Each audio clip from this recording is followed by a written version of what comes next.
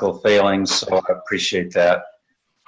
Thank you very much to Ben and Drew and Olivia Carville, who is the chair of the program committee, of which I am vice chair, is also on, and she's also covered COVID-19 pandemic.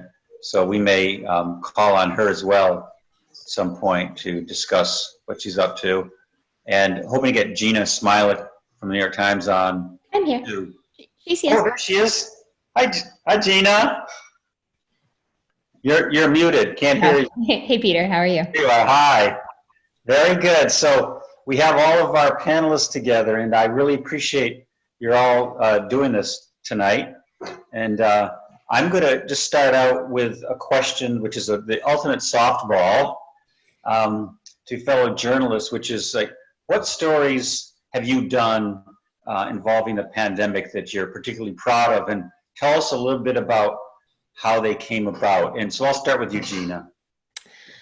You know, I think it's not one story in particular, but I'm pretty proud of how we've been covering the Paycheck Protection Program. We've got a tracker going. I'm the host, Olivia. Oh, you got me. Okay. You're back. Cool. Yeah, but we've been covering the Paycheck Protection Program pretty aggressively. And that's been really a sort of full court push at the Times. We've got one of my fellow colleagues and I have set up trackers and scrapers, and we track everybody who reports that they've taken money from the program. We've been really staying on top of it. So I think that's been good, just because we've really seen sort of expertise from across the newsroom to come together and report on that story.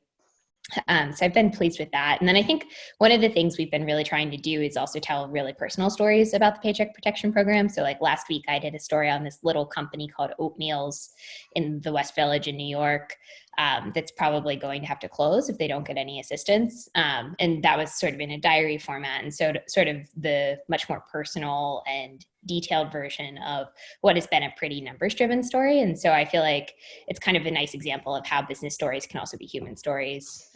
So I feel like that's the thing I've really been enjoying at the Times.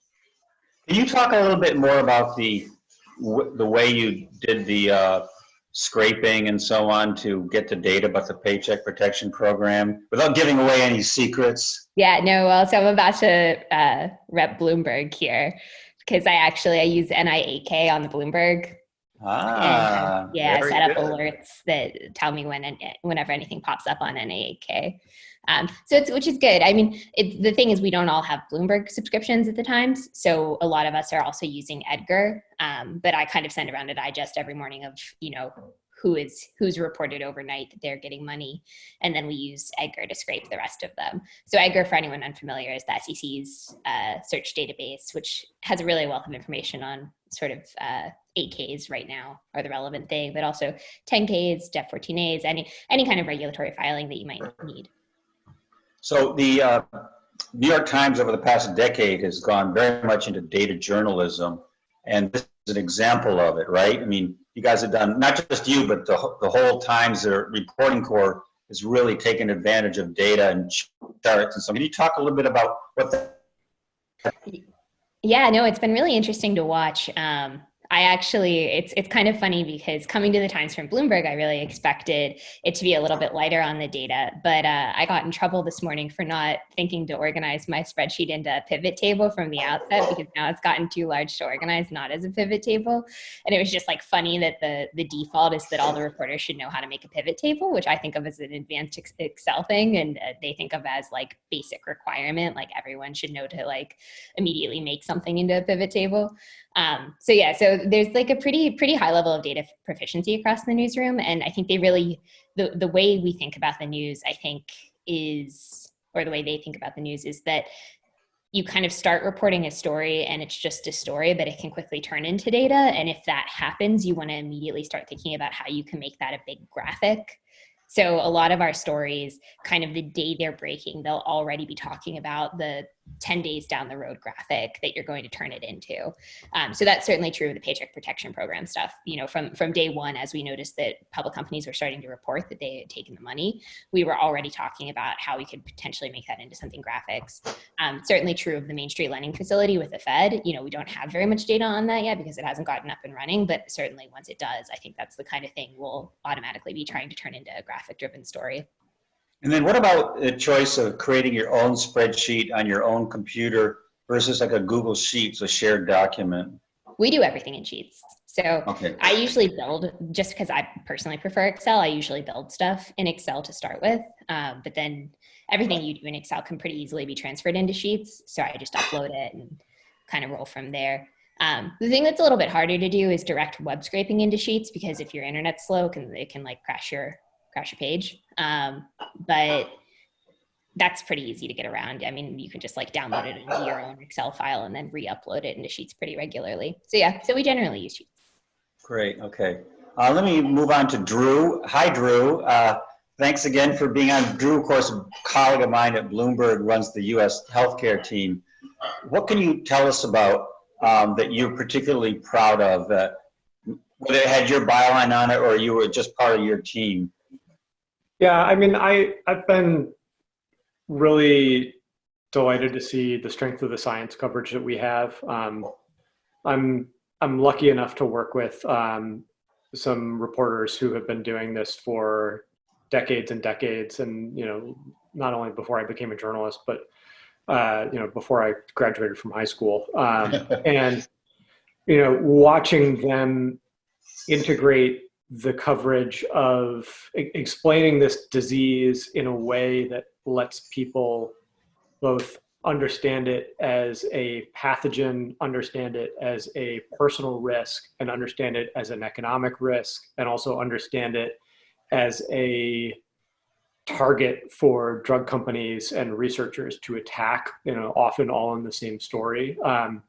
The level of technical understanding and storytelling ability that I think is required to be able to do that and do it well. I'm thinking of people like Bob Langrith and Susan Burfield, who teamed up on an amazing story about the effort to find a therapy for this.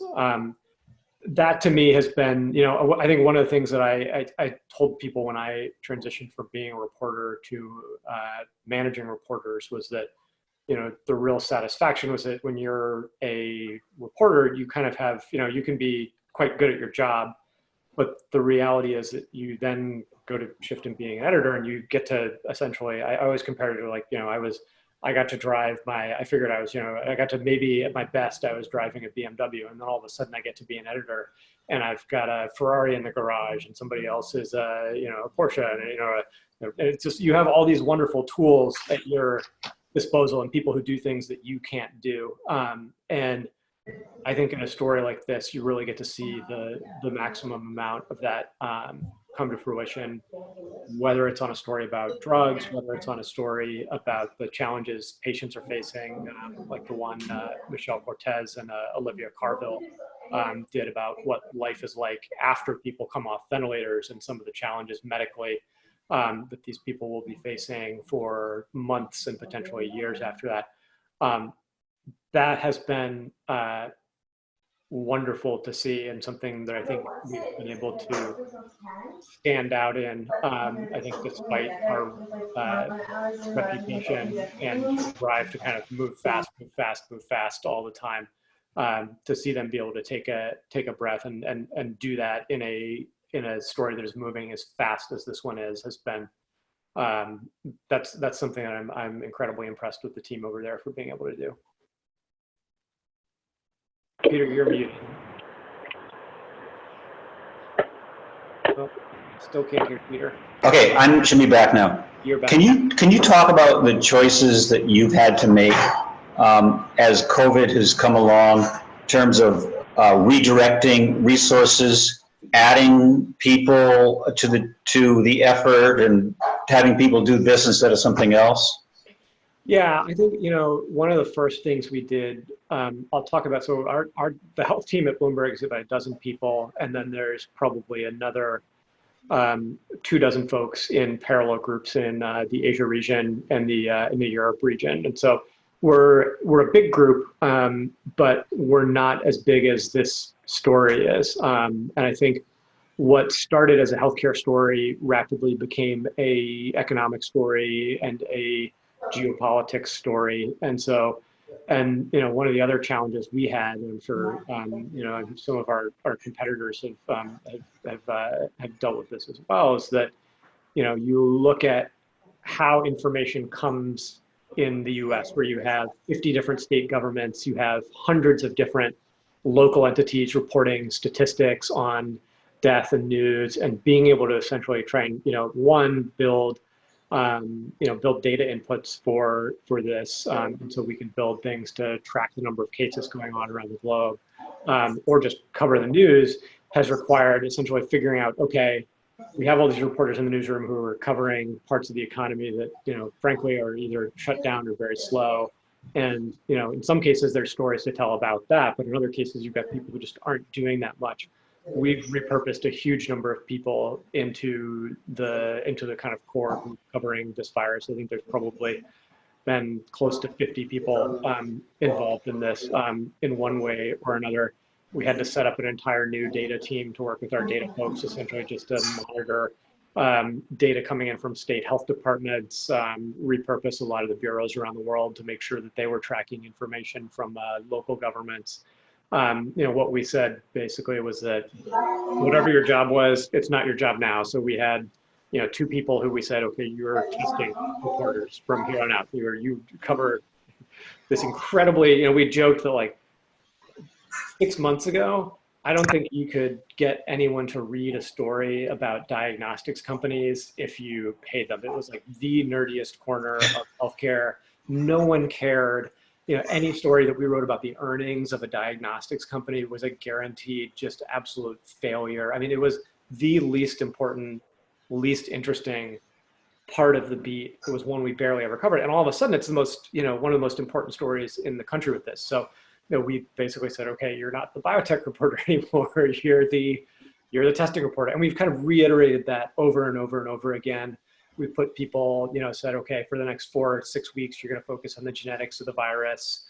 For the next 4 to 6 weeks, you're going to focus on, epidemiology, data modeling. So it really has involved figuring out how do you create entirely new beats around this story, and then integrate them with all the other parts of the newsroom where you're trying to tell economic stories, market stories, and make sure that we really are using the very smart people who have familiarity covering healthcare, and often at a very deep level, but saying, okay, all those rules don't apply anymore.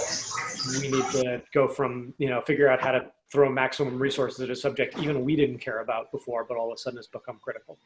Very good, very good. So I'm going to turn to Ben now. Ben, of course, Barron's. A lot of us don't, a lot of people who are on this call probably don't have subscriptions to Barron's. So we don't also necessarily know everything you've been doing. And can you just describe to us, as I said, ask the others, any stories you've been particularly proud of, and how you try to make this into a kind of a Barron's story? What's your particular take on covering the pandemic? So, I mean, we're very much a markets magazine, and we're very much about actionable advice for investors. And so I think one of the things that we did well from the beginning, and probably less well since, was like the markets team spotted very early on both that the stock market was peaking. So we had one of our columnists, Al Root, actually wrote a column calling the top of the market. He just timed it perfectly. But also then recognizing very quickly how deep the recession was going to be, and how big a hit the market could take on that. And then also what needed to be done by both the Fed and fiscal policymakers. What I think partially surprised me was just how quickly the Fed and then Congress was able to actually act when they realized how bad things were. But as a newsroom, and we're very small, we have mean, it's something along the lines of 20 reporters, 15 editors. And we're also part of what's called Barron's Group, which also includes Market Watch and Financial News in London, which again, also smaller publications, but a lot of it has been redirected to be covering this, much in the same way that Drew was talking about. So we had a team with Barron's Penta, which is a sort of a subset that's directed at wealthy individuals, that all of a sudden was redirected to covering the virus in New York and all the news there. So they basically went from being covering investing for, talking to private bankers, that kind of thing, to having to follow the crisis on a day-to-day basis in New York City.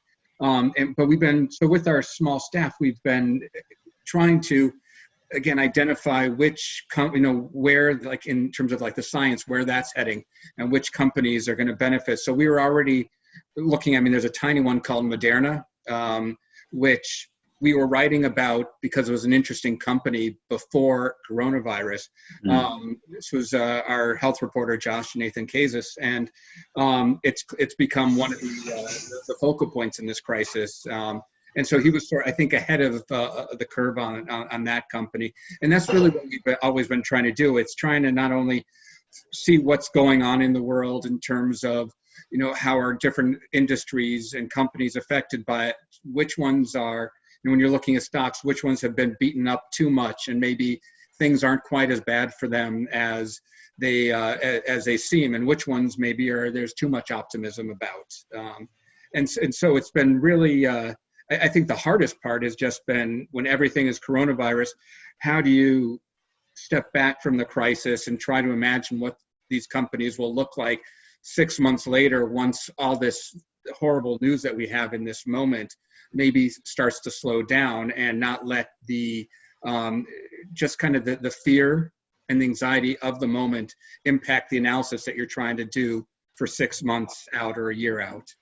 Great. And how about the gyrations of the stock market? Way down, and then this amazing resurgence since then. How have you been playing that? I botched the resurgence. I was one of those guys that really thought that this was going to look kind of like what you see in a typical recession, where you get this bounce and then you see a retest the lows, and we really haven't seen that yet. We might still, but I was totally surprised by this, and I think that's partially what we all needed to do as market reporters, and some of us have done better than others, is just to remind yourself that, number one, when the market is moving 8% every day, a big move now is not the same as what would have been a big move even a few months ago. And trying to look through that volatility as much as possible at the forces that we're changing. And so I think just thinking about the Fed and what it's doing right now, and it's continuing to do. You talk about the Main Street lending program, and it's kind of astounding when you compare this to 2008 and just the sheer speed that policymakers have acted in this, to really recognize there's a problem and to act on it. But it's trying to just stay in touch with, almost remain centered, I guess, as the market is flying every which way. But yeah, it's not easy. Britt, I think I have a lot more questions, but we have a nice group on the line, so I would like to get some of them to come on here. Can you help get questions from the audience? So people can either unmute themselves and ask, or there is a chat function. I'm trying to figure out where that is. That little word balloon thing, you click on that and that opens up a window and Zoom group chat, and then just type your message in there. And I think that's probably the easiest way. People could just put in a question for you. While people are doing that, I'll keep asking questions. Folks, please, I hope you understand what Britt just said. There's on the bottom of your screen, you'll see a little like a cartoon word balloon. If you click on that, it opens a Zoom group chat on the right side of your screen. You type your message in there, and I will go through the questions and select a couple to pose to our illustrious panel. But again, while we wait, one of the things I wanted to ask all three of you, and I think I'll just run through the same order again. How has it been to work from home? And how has it been a real challenge, or has it been pretty easy? Again, I'll start with Gina. You're still muted. Sometime. Sorry. I'm still a Fed reporter by sort of like my day job is Fed reporting. And so I actually feel like working from home has been kind of great in that regard, because the Fed, as you guys are all probably aware, has just been dropping stuff constantly and not on a schedule. And so being in one place and always near my computer is actually not the worst thing in the world. Like the only time I'm really risking it all day is when I go on a run. And I like basically run in like quarter-mile increments around my house in case something happens while I'm on my run. So, I mean, it sounds pretty pathetic, but like being stuck in a cabin while the Fed's world is kind of imploding it's not the worst way to do it. You're in a cabin? Where are you? Yeah, I'm in the middle. My family has a cabin in the middle of Pennsylvania that actually my parents, when we were teenagers, made us build. So I shingled this cabin. Wow. Now it's coming in handy. So we came out here like probably early March. Fantastic. And Drew, how about you? I'm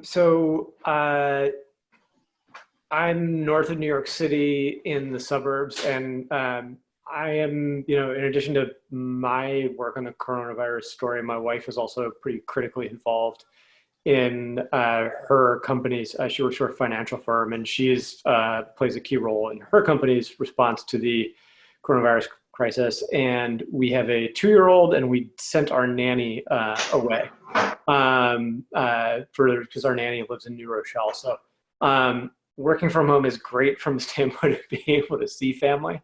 From a organizing childcare standpoint, I'm sure we're going through the same thing a lot of other people are, which makes it very, very challenging. I think from a teamwork standpoint, I often find when I worked from home, before this story broke, it actually could be quite challenging because we work in an office culture it's a very open office plan.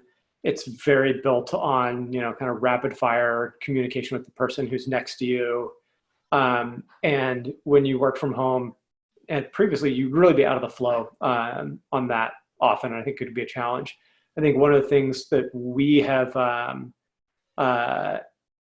adjusted to now is that, everybody's work from home. We've all figured this out. I mean, Bloomberg is very big on its own kind of technology.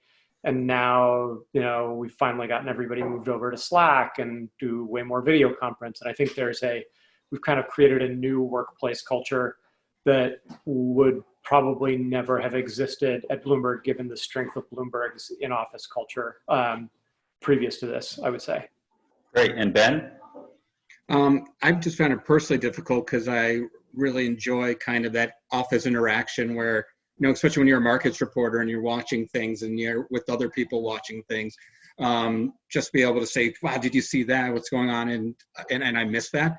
But we've also developed, putting out a magazine every Friday for print. I never thought we'd be able to do that from a working at home situation. And yet we figured it out, and it's actually helped get stories in earlier than they would have in an office, and just things like that are working far better than I ever imagined they could. So it's on the personal level, it's been, and also have two young kids, 9 and 12, so that always makes things challenging. But for the most part, it's working actually quite well. Very good. Okay, so I'm going to take questions from the audience. So here's one I particularly like from Linda Yang. How do you find anecdotal examples such as doctors, patients, et cetera, when you probably can't go visit places in person? Anyone, one of the three of you, like to answer that? Yeah, sure, I can take that. That's been a big focus of a lot of our coverage. One of the things that we started very early on in this, when the first cases started to develop, was we asked people before the wave of patients really started hitting hospitals in New York and elsewhere to start trying to build sources with physicians and nurses and other folks in those places, just because we knew that that would be important. We knew that as the pressure grew on them, that would be a challenge. And I think one of the other things that we didn't expect to happen, but that did end up happening, is that, and this was a story we reported on, but that hospitals started making threats to their workers for talking to the press or posting on social media, which are, we're used to people being threatened for talking to the media. What I think we weren't expecting is people really having to worry about, if they put something on social media, that their employer would go after them, and that would make it even more difficult to talk to the press. But we probably over-assigned reporting to, particularly in New York, some of the hospitals and different parts of the city. But the result of that was that when we needed to have those sources and when we needed to have anecdotes for stories, we were ready. I would say that the lesson from this was definitely that, in a crisis situation like this, where you're able, and it's not true of everyone, to the extent that you can build your source network well in advance of the demand for it, when you're going into a situation like this, it benefits you. I think this is a little bit of a unique situation. I've covered years ago, the Gabby Gifford shooting in Arizona, and that's something that you can't prepare in advance for something like that, obviously, and we've all covered breaking news stories like that where there is no advanced preparation. But I do think what we saw with we saw Wuhan happen, and our team in Asia covered it there, and we worked really closely with them. We saw Italy happen. We worked very closely with our colleagues there, and we knew the same story was coming to the US. So we actually did have an opportunity to build the network in advance that we were going to want to have. Great. Rather than ask everybody to answer that question, I'd like to move on because I got so many good questions. One from Olivia Carville, our Bloomberg colleague, who herself has been covering this issue. There's a deluge of news right now. How do you keep up with all the content, and where does your daily reading begin? And then a second question, is there a story you've read you wish you'd thought of? I'll go with Gina first on that one. Oh my God, this is so easy because the FT did this story the other day about how the central bank in this Nintendo game cut interest rates, and it was hands down the funniest central banking story I've ever read in my entire life. And not only was it the funniest central banking story I've ever read in my entire life, but they actually managed to make it about central banking. It was actually about the current moment in central banking. It was up to the minute, and it was funny. So that I desperately wish I had done that. You should look it up. It was the central bank book, I think it's called, NOK. So Google it, read it, do yourself a favor. Hilarious. Also on point. So anyway, so that was clearly the story I wish I had done. I read, my reading schedule is pretty similar to what it previously was, to be honest, just because I think everyone is covering this so aggressively now that I feel like at the very outset, it felt like you really had to turn to sort of the hardcore markets publications to figure out what was happening in markets. And you had to turn to sort of the science publications to figure out what was happening with the science. But now it seems like everybody is just kind of full court press all the time. I think maybe the hardest thing is trying to sort of sift through, I don't know what you guys find, but I find that the hardest thing is trying to sift through who's a valuable source on some of these topics that I'm less familiar with, and who is just kind of talking because they've become an armchair epidemiologist. So, I feel like there it's just about reading widely, though. Yeah. Drew and Ben, you want to chime in on this question? Yeah, sure. I actually, I tend to stay away from most media, at least starting the day in the morning. So my first things are really looking at what analysts and strategists have been writing about that morning. And it gives me a sense of kind of what that community is finding interesting. Before it in some ways gets, it's probably the wrong word, but gets contaminated by the outside world. And because I don't want to have any I'm trying to filter that kind of news before it gets other filters put in on top of it.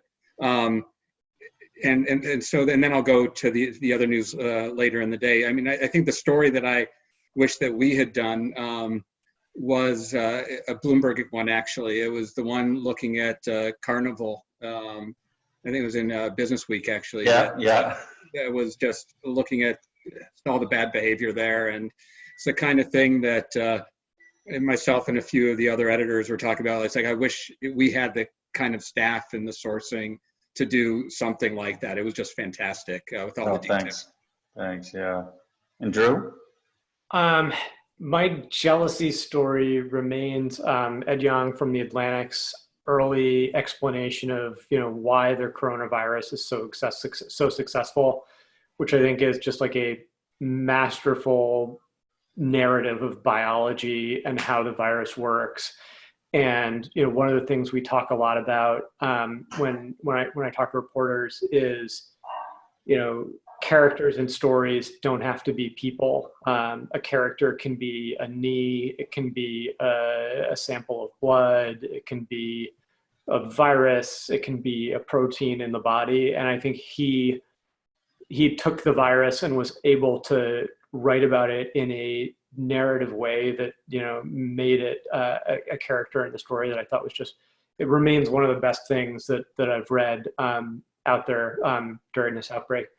In terms of how I consume news, this is one of these rare situations you get where I think often when most of us are in our jobs and things are in their normal times, you actually do have to go out and kind of do at least some level of seeking or checking to go out and get the news that's relevant to you, be it because you follow the right people on Twitter, you have alerts set up, what have you. I don't really miss anything because it gets pushed directly to, I've reset I've allowed alerts to creep back into my life, and I don't miss anything because it gets fired right into your face, pretty much. I don't, it's rare that you aren't consuming all or more of the news than you need to when you're kind of right at the center of one of these things. It's almost hard to miss. I mean, I think the bigger challenge is stepping away from it, to be honest. I'm going to stick with you, Drew, because there's a question directed specifically to you from Imogen Rose Smith. She says, how do you coordinate coverage since the pandemic cuts across beats? Yeah, so we've built a number of teams within our newsroom. I talked a little bit about this earlier, kind of how we've torn things up, but we've specifically tried to, as we talked about, this being bigger than just a healthcare story. So I run our kind of broad U.S. virus coverage, but we also have my boss, Creighton Harrison, is running kind of the corporate side of this and how companies are reacting specifically outside of the health world. And we have someone who's specifically dedicated with a kind of dotted lines all around the globe, focused on vaccines. And we have another person in Washington who's kind of the head of the Washington aspect of this. And we all talk every single day. We have a call every morning. We tried to take people who have existing good personal and professional relationships inside the newsroom, just because of where and how they work and their particular skill set. And we're lucky that it's a very collaborative environment. And so when we gave people aspects of those coverage, we were all already working together. And it does make things a lot easier. I also think there's just some inevitable inefficiency on a story this big and this fast where you do bump into each other sometimes. And that's fine. It happens. We're lucky in a case like this. One of the things you can say to people, is that, hey, sorry, I've got to put this person on this story and I need you to do something else. But there's always something else really great for them to do. It's not like anybody's getting cut out of this story. There is more. I mean, the amount of work that people are putting in and the hours that people are putting in right now, and the intensity is such that, there's plenty to go around for people. So I think it has helped deal with some of the ego issues that understandably happen on a great story. speaking of that last point of people working pretty hard, and would you say you're all working more hours now than you did pre-COVID? Gina had that great story about how she interrupts her runs after every quarter mile to check in. But would you say you're working morning, noon, and night, Gina? Yeah. I wish this, and I'm not proud of saying this. I know there's, plenty of people who are workaholics and proud of it, but, and I wish I was setting a better example for my team, because we are, we do worry about issues of burnout and things like that. But no, I mean, I would say that I'm working probably 50% more hours than I usually do. And a typical day is on email at 6, online at 8, a couple hours in the late afternoon, early evening with family, and then on, from about 7:30 or 8 until midnight or 1 a.m. And kind of doing that all over again. And as this has slowed down a tiny bit, weekends have become at least, on mobile device instead of in front of the screen. But I will be ready for a break when this is over. How about you, Gina? Yeah, I mean, I feel like I'm working more than I ever have, but I also feel like it's possible that this is the most important story that any of us will ever cover. So, it's like 2008, but worse. It's like, it's like Drew was saying, it's a health problem that morphed into an everything problem, I think. So, it's hard to begrudge the fact that we're working so much when it's so much worse for, everyone who's suffering from it. Yeah, that's true. And I would say to what Gina said, I mean, our biggest challenge is getting people to stop working. I think most of the people who are engaged in this story, no matter what news organization they're in, I think one of the challenges you have is saying, hey, I can see that you're burnout. I need you to take a day off and not look at your phone. People had to say that to me. I've had to say that to reporters, but almost everybody that is part of the team, they know exactly what Gina just said. They want to be a part of this, and they say, okay, give me a day, let me rest, let me unplug my brain a little bit and get me back in there. They're all hyper competitive. They know how big this story is. I think the biggest challenge is telling people to take time off. And the biggest challenge is someone telling me to take time off and someone telling my boss to take time off and all of those things, because it can burn you out and you can lose perspective and you can lose your ability to think clearly and be creative in the way that you need to if you don't try and find that, or if somebody doesn't make you. Yeah. We've been kind of going through the same thing where we didn't even have, Barron's, the week always had its own rhythm where you build up to Friday night, the magazine is done, and then the weekend is quiet and you start it up all again on Monday. We don't have a weekend staff. And so one of the things we had to do was build a weekend system on the fly, which was not easy to do. And it meant, okay, we're going to have a weekend rotation for reporters now and editors. And how are we going to comp people days when they do that? Because we're a unionized shop, and there's limits on all those things. And so that was a huge challenge for us, because at this point all of us are working a lot more. Can you talk about the challenge of being a union shop? I mean, I presume people are working overtime. Yeah, I mean, for most of us are salaried. So, I mean, the editors are not, and so I'm an editor, and so I just work forever. But even for the reporters, most are salaried, and so it's not based on hours so much as just doing your job. And so most of them just, they get the work done. It does change when all of a sudden you start going to the weekend. Then it really starts running afoul of the union rules and asking people to work extra days and things like that. And so how has that gone? What has the shop steward been saying?